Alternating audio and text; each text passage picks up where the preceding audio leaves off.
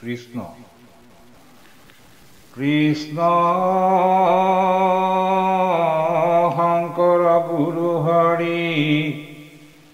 ৰাম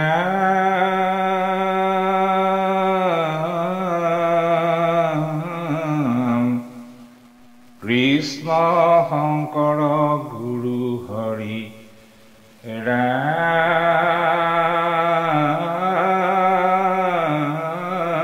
ৰাম ৰাম ওম নমো ভগৱতে বাসুদেৱায় ওম নমো ভগৱতে বাসুদেৱায় ওম নমো ভগৱতে বাসুদেৱায়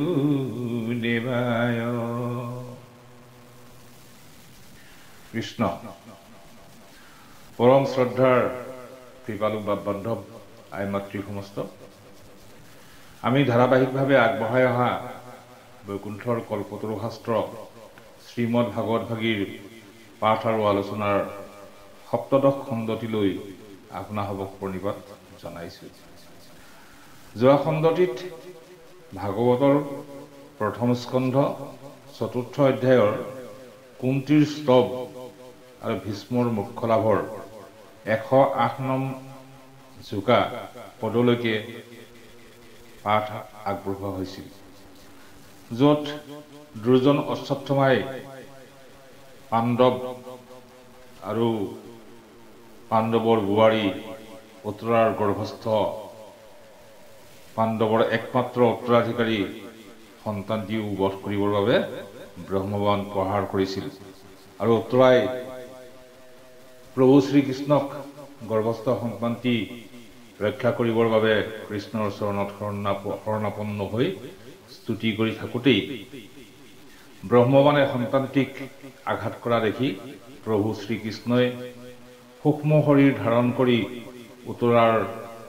গৰ্ভত প্ৰৱেশ কৰি গদাৰে কোবাই ব্ৰহ্মবাণ ভাঙি মৃত শিশুটি অমিত দৃষ্টিৰে চাই জীয়াই তুলিছিল আৰু শিশুটিয়ে পূৰ্ণ চেতন প্ৰাপ্ত নোহোৱালৈ গৰ্ভতে গদা ধৰি ৰক্ষা কৰি আছিল। শিশুটিয়ে চেতনা লাভ কৰি গৰ্ভতে প্ৰভু কৃষ্ণক কি ৰূপত দৰ্শন পাইছিল তাৰ বৰ্ণনাৰ পৰাই আজিৰ পাঠ আৰু আলোচনা আগবঢ়াব বিচাৰিছোঁ। গৰ্ভস্থ শিশুটিয়ে প্ৰভু কৃষ্ণক এনেদৰে দেখা পাইছিল বুলি ভাগৱতে জনাইছে এনেদৰে। কৃষ্ণ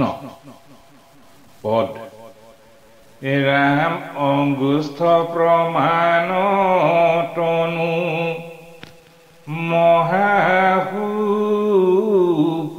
মহাসুকুমাৰ শ্যামতনু পীত বস্ত্ৰে অয়াতি জাতিস্কাৰ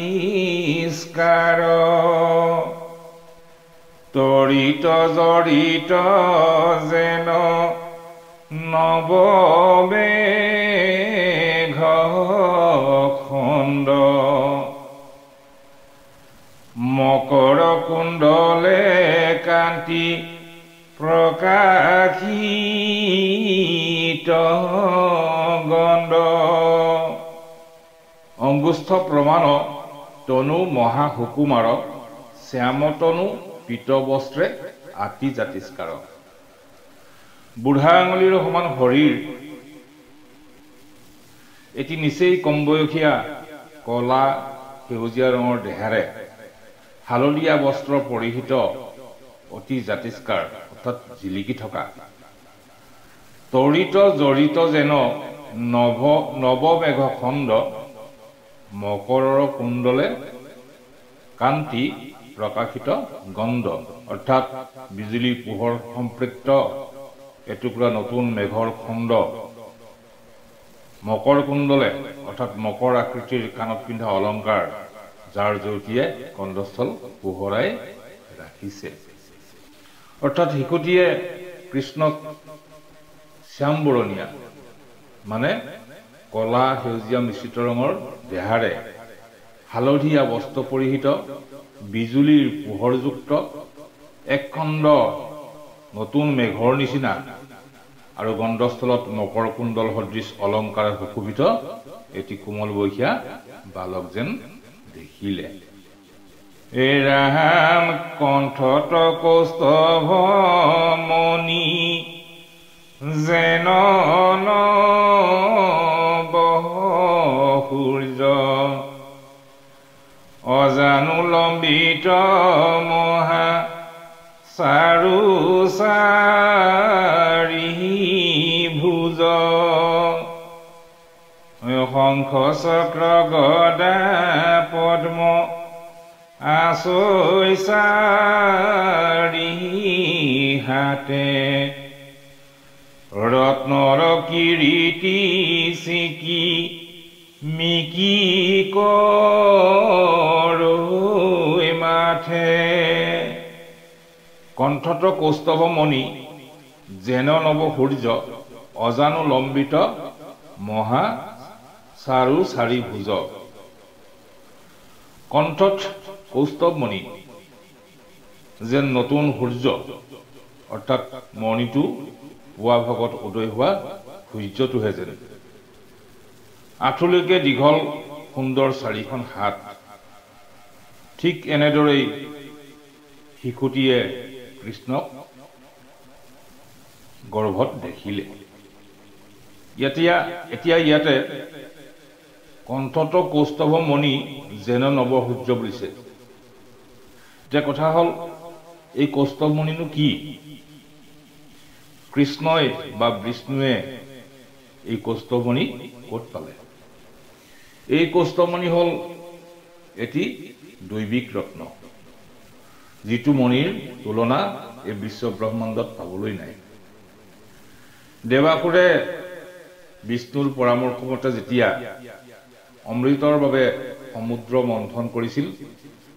তেতিয়া মন্থনত বিষ, উচ্চৈশ্ৰৱা, ঘোঁৰা, কামধেনু, ঐৰাৱত,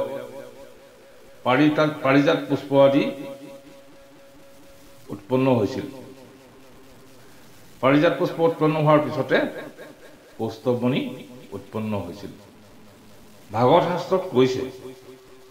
ঐৰামনন্তৰে উঠিল কৌস্তভ মণি বৰ,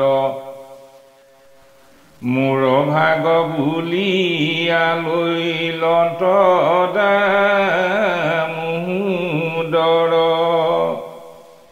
দামোদৰে অৰ্থাৎ প্ৰভু ভগৱন্তই মানে বিষ্ণুই এনেদৰেই সাগৰ মন্থনৰ পৰা ওলোৱা মণিটো মানে কৌস্তভ মণিটো পাইছিল। শংখ চক্ৰ গদা পদ্ম আচৈ চাৰি হাতে,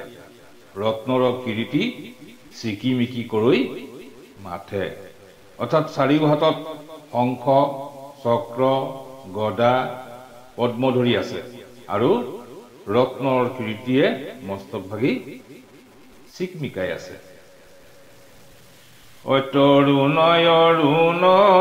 চাৰু পংকজ লোচন, প্ৰকাশে উন্নত নাখা প্ৰসন্ন বদন, কুণ্ড কৰি দখনই ক্ষততাতে হাস, কৰে ৰত্নময় হাৰ হিয়াত প্ৰকাশ, তৰুণ অৰুণ চাৰু পংকজ লোচন, প্ৰকাশে উন্নত নাখা প্ৰসন্ন বদন। অৰ্থাৎ ৰঙা সুন্দৰ পদুম ফুলৰ দৰে চকু, উন্নত নাক, প্ৰফুল্লিত মুখমণ্ডল, কুণ্ড কৰি দশন ইখত তাতে হাস, কৰে ৰত্নময় হাৰ ইয়াত প্ৰকাশ। কুণ্ডত কটা কৰিৰ নিচিনা দাঁত চিকমিকাই হাঁহি থকা বক্ষস্থলত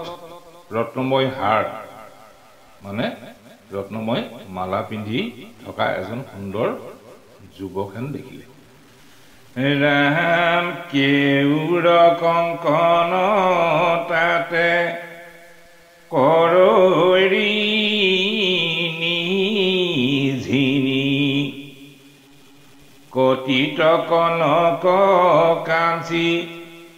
জনকে কিংকিনী লুটে পাত ভুনি পিত পাৱত প্ৰভুৰ চৰণ পংকজে ৰঞ্জে ৰত্নৰ নুপুৰ কেউৰ কংকন তাতে কৰৈ ঋণী জিনি কটিত কনক কাঞ্চি জনকে কিংকিনী অৰ্থাৎ কেউৰ কংকন মানে কাণত পিন্ধা কেউৰ আৰু হাতত পিন্ধা খাৰুৱে ৰজনজনাই আছে কঁকালত থকা সোণৰ কাঞ্চিয়ে মানে মেখলা মানে কঁকালত পিন্ধা এবিধ অলংকাৰ সেই অলংকাৰে ৰজনজনাই আছে লুটে পাত ভুনি পিত পাৱত প্ৰভুৰ চৰণ পংকজে ৰঞ্জে ৰত্নৰ নুপুৰ অৰ্থাৎ হালধীয়া পাতৰ চুৰিয়া প্ৰভুৰ ভৰিলৈকে বৈ আছে আৰু পদুমহেন চৰণত ৰত্নৰ নুপুৰে শোভা কৰি আছে ৰাম কুটি এক শশী সম হৰিৰ প্ৰকাশে ফুৰান্তে আচন্ত গদা ধৰি চাৰি পাশে গদায়ে অস্ত্ৰৰ তেজ বিনাশন্তে আছে দেখৈ চৰক শিশু আপোনাৰ কাছে কুটি এক শশী সম শৰীৰ প্ৰকাশে ফুৰান্তে আচন্ত গদা ধৰি চাৰি পাশে কুটিটা শশী মানে চন্দ্ৰ এক হলে যেনে পোহৰ হ'ব তেনেকুৱা পোহৰযুক্ত শৰীৰ গদা ধৰি যেন চাৰিওফালে গদা উৰাই আছে গদায়ে অস্ত্ৰৰ তেজ বিনাশন্তে আছে দেখৈ ঈশ্বৰক শিশু আপোনাৰ কাছে আৰু সেই গদাই যেন অস্ত্ৰৰ তেজ অৰ্থাৎ ব্ৰহ্মবাণৰ শক্তি যেন বিনাশ কৰি আছে শিশুটিয়ে প্ৰভু ঈশ্বৰক নিজৰ কাষত তেনেদৰে দেখা পালে অৰ্থাৎ কোটিটা চন্দ্ৰৰ সমান পোহৰ প্ৰকাশিত শৰীৰ লৈ হাতত গদা লৈ চাৰিওফালে গদা ফুৰাই গদায়ে ব্ৰহ্মবাণৰ শক্তি বিনাশ কৰি থকা ঈশ্বৰক শিশুটিয়ে নিজৰ কাষতে দেখিলে দেখন্তই অমৃত হিংসে যেন শৰীৰত অকুনইটো বুলি শিশু গুণন্ত মনত আছিলন্ত কটুখন চাই নেত্ৰ ভৰি ভৈলয় অন্তৰ্ধান পাছে আগতে শ্ৰী হৰি দেখন্ত অমৃত হিংসে যেনে শৰীৰত কোন ইটো বুলি শিশু মনত গুণন্ত দেখিলে এনে লাগে যেন শৰীৰক যেন অমৃতে হেঁচি দিছে কোননো ইটো বুলি শিশুটিয়ে মনতে গুণিছে আশীৰন্ত কটক্ষণ চাই নেত্ৰ ভৰি ভৈল অন্তৰ্ধান পাছে আগতে শ্ৰীহৰি কিছু সময় এনেদৰে শিশুটিয়ে নেত্ৰ ভৰি অৰ্থাৎ চকু জোৰ পৰি যোৱাকৈ চাই আছিল তেনেকৈ চাই থাকোঁতেই প্ৰভু শ্ৰীহৰি চকুৰ আগতে অন্তৰ্ধান হ'ল অৰ্থাৎ যাৰ অমৃত দৃষ্টিয়ে শৰীৰত যেন অমৃতে হেঁচি দিছে তেনে অনুভৱ কৰি কোননো এইজন বুলি ভাবি গুণি থাকোঁতেই গদাধৰি তেওঁক ৰক্ষা কৰি থকা শ্ৰীহৰি অৰ্থাৎ শ্ৰীকৃষ্ণ তেওঁৰ চকুৰ সন্মুখতে অন্তৰ্ধান হৈ গ'ল শিশু জীৱে জানি সতী ভৈলা ভয়হীন গৈল গৃহে মাধৱক কৰি প্ৰদক্ষিণ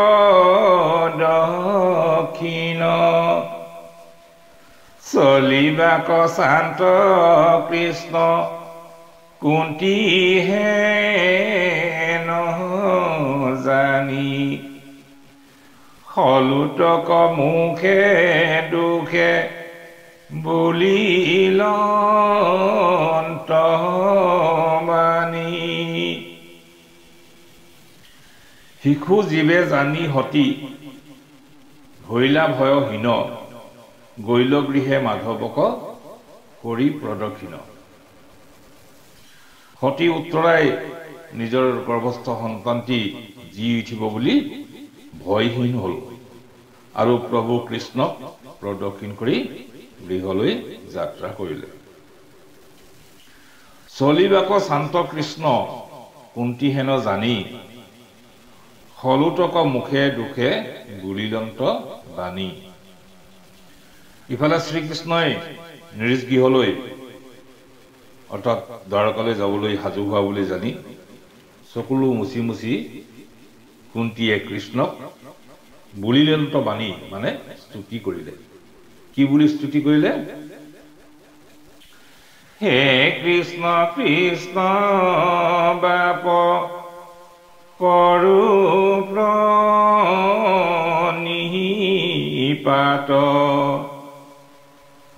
পৰম ঈশ্বৰ তুমি জানিলো সাক্ষাৎ দৈৱকী নন্দন নন্দ কুমাৰ গোবিন্দ নমো নমো মুকুন্দ ৰণয় ৰবিন্দ হে কৃষ্ণ কৃষ্ণ বাপ কৰো প্ৰণিপাত পৰম ঈশ্বৰ তুমি জানিলো সাক্ষাৎ অৰ্থাৎ হে কৃষ্ণ কৃষ্ণ বাপ মই তোমাক প্ৰণিপাত জনাইছো তুমি এই যে পৰম ঈশ্বৰ মই সাক্ষাৎ জানিব পাৰিছো দৈৱকী নন্দন নন্দ কুমাৰ গোবিন্দ নমো নমো মুকুন্দ চৰণ অৰবিন্দ দৈৱকীৰ নন্দন অৰ্থাৎ দৈৱকীৰ পুত্ৰ নন্দ কুমাৰ গোবিন্দ নমো নমো মানে বাৰে বাৰে নমস্কাৰ কৰো মুকুন্দ চৰণ অৰবিন্দ অৰ্থাৎ পদুম ফুল সদৃশ মুক্তিদাতা তোমাৰ চৰণ অৰ্থাৎ কুন্তীয়ে প্ৰভু কৃষ্ণক স্তুতি কৰি কৈছে হে কৃষ্ণ কৃষ্ণ বাপ মই তোমাক প্ৰণিপাত জনাইছো তুমি এই যে সাক্ষাৎ পৰম ঈশ্বৰ মই জানিব পাৰিছো হেয়ে দৈৱকীৰ নন্দন নন্দৰ কুমাৰ গোবিন্দ পৰম মুক্তিদাতা পদুম ফুল সদৃশ তোমাৰ চৰণক মই বাৰে বাৰে প্ৰণিপাত অৰ্থাৎ ভূমি চুই সেৱা জনাইছো বাপবন্ধৱ আইমাতৃ সমস্ত এইখিনিতে এটি বৰ গুৰুত্বপূৰ্ণ শব্দ ওলাইছে শব্দটি হৈছে বাপ বৈষ্ণৱ সমাজত বা বৈষ্ণৱ প্ৰাণ ভক্তই ইজনে সিজনক বাপ বুলি সম্বোধন কৰি মাতে এতিয়া কথা হ'ল বাপ শব্দৰ অৰ্থ কি বৈষ্ণৱ সমাজত বা ভকত সমাজত ইজনে সিজনক নাম কাঢ়ি নামাতি বাপ বুলি সম্বোধন কৰে বৈষ্ণৱ সমাজত বা ভকত সমাজত ইজনে সিজনক কিয় নাম কাঢ়ি নামাতি বাপ বুলি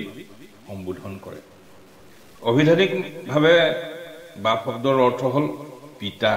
বা গুৰুস্থানীয় ব্যক্তিক কৰা সম্বোধন তেনেহলে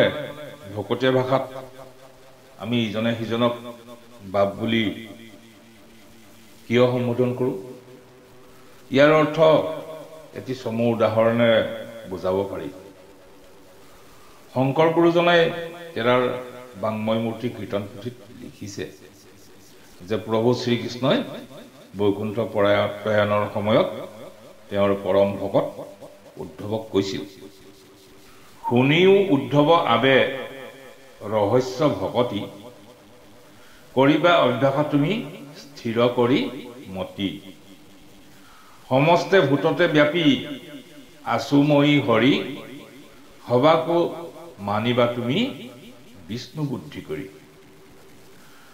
ভকত বৈষ্ণৱে সেয়ে সকলোকে বিষ্ণু বুদ্ধি কৰে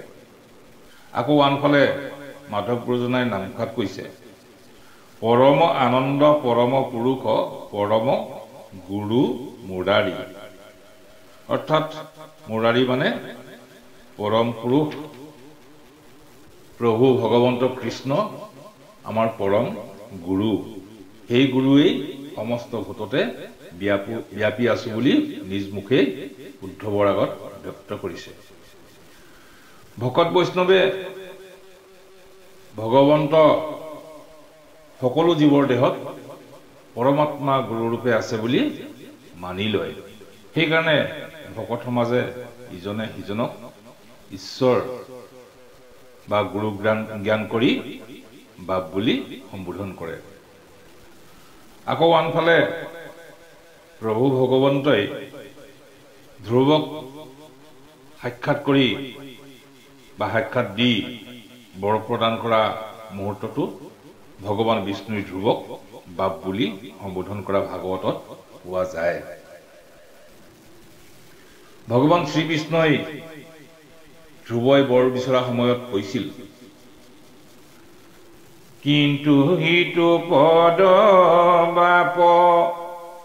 দুৰ্লভ নৰ দেৱ নৰ মুনি তিনি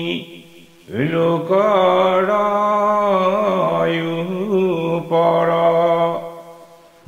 ৰাম চতুৰ্দশ ভুৱন তোমাৰ বিনাশী চতুৰ্দশ ভুৱন দেখিবা জাত বহি অৰ্থাৎ কিন্তু হে বাপ তুমি যিটো পদ বিচাৰিছা সেইটো আন সকলোৰে বাবে দুৰ্লভ সেইটো দেৱতা নৰ আৰু মুনি সকলৰো লোকৰ ওপৰত চতুৰ্দশ ভুৱনৰ ভিতৰত তোমাৰ এই স্থান অবিনাশী য'ত বহি তুমি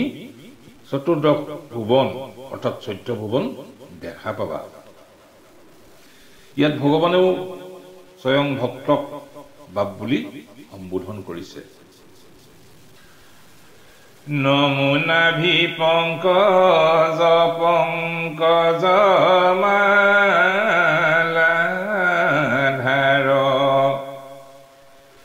নমুনেত্ৰ পংকজ পংকজ পাৱজাৰ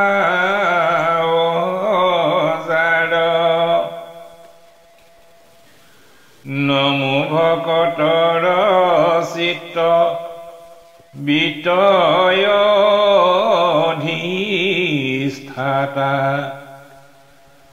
দুৰ্গতি তাৰক মূৰ তুমি পিতা মাতা নমো নাভি পংকজ পংকজ মালা ধাৰ নমো নেত্ৰ পংকজ পংকজ পাৱ জাৰ পদুম সদৃশ তোমাৰ নাভি তুমি পদুমৰ মালা ধাৰণ কৰা পদুমৰ নিচিনা তোমাৰ নেত্ৰ আৰু পদুমৰ নিচিনা তোমাৰ ভাৱ মই তোমাক বাৰে বাৰে নমস্কাৰ কৰো নমো ভকতৰ চিত্ত বিত্ত অধিষ্ঠাতা দুৰ্গতি তাৰক মূৰ তুমি পিতা মাতা তুমি ভকতৰ চিত্ত অৰ্থাৎ হৃদয় বিত্ত অৰ্থাৎ ধনৰ গৰাকী তুমি ভকতক দুখ দুৰ্গতিৰ পৰা তাৰণ কৰোতা মানে উদ্ধাৰ কৰোতা আৰু মোৰ পিতা মাতা স্বৰূপ মই তোমাক নমস্কাৰ কৰো অৰ্থাৎ হে কৃষ্ণ তোমাৰ নাভি পদুম ফুলৰ সদৃশ তুমি ধাৰণ কৰা মালা পদুমৰ নিচিনা তোমাৰ চকু পদুম পাহিৰ দৰে তোমাৰ ভৰি পদুমৰ দৰে তোমাক নমস্কাৰ কৰো তুমি ভকতৰ হৃদয়ত বাস কৰা আৰু ভকতৰ ধনৰ গৰাকী তুমি ভকতক দুখ দুৰ্গতিৰ পৰা উদ্ধাৰ কৰোতা আৰু মোৰ পিতামাতা স্বৰূপ মই তোমাক নমস্কাৰ কৰো ৰাম বিষ বনি ৰাইখ দুৰ্ঘোৰ বন বাক আজি অচথা মাৰয় অস্ত্ৰত নাখ নানা বিপদত পুত্ৰ সমেয়া ৰাখি চতকে শিশুক যেন ঢাকি থাকে পাখি বিষবহ্নি ৰাক্ষসৰ দুৰ্ঘোৰ বনবাস আজি অশ্বত্থামাৰ অস্ত্ৰত যাওঁ নাক কুন্তীয়ে পুনৰ স্তুতি কৰি কৈছিল বিষ বহ্নি আৰু বনবাসৰ সময়ত দুৰ্ঘোৰ ৰাক্ষসৰ পৰা আৰু এতিয়া অশ্বত্থামাৰ ব্ৰহ্মবানত সবংশে নাখোৱাৰ পৰা নানা বিপদত পুত্ৰ সমেত আশা ৰাখি চতকে শিশুক যেন ঢাকি থাকে পক্ষী নানা বিপদত পুত্ৰ সমেত মোক চৰায়ে নিজৰ শিশুসকলক পাখিৰে ঢাকি ৰখা দি ৰাখি আছা অৰ্থাৎ হে কৃষ্ণ বিষ বহ্নি আৰু বনবাসৰ সময়ত দুৰ্ঘোৰ ৰাক্ষসৰ পৰা আৰু এতিয়া অশ্বত্থামাৰ বানত মোৰ সবংশে নাখোৱাৰ পৰা আৰু নানা বিপদত পুত্ৰসকলৰ সৈতে মোক পক্ষীয়ে অৰ্থাৎ চৰায়ে নিজৰ শিশুসকলক পাখিৰে ঢাকি ধৰি ৰক্ষা কৰাৰ দৰে ৰাখি আছা কৃষ্ণ বাপ বান্ধৱ আই সমস্ত আজিৰ পাঠ আৰু আলোচনা ইমানতে সামৰিছো পুনৰ পিছৰ পাঠ আৰু আলোচনালৈ আপোনালোকৰ সন্মুখত উপস্থিত হ'ম বুলি আশা ৰাখিছো আপোনালোক সকলোকে প্ৰভু কৃপাময়ে কৃপা কৰক কৌশলে ৰাখক তাৰেই প্ৰাৰ্থনা জনাইছো কৃষ্ণ ও হৰি ও ৰাম কৃষ্ণ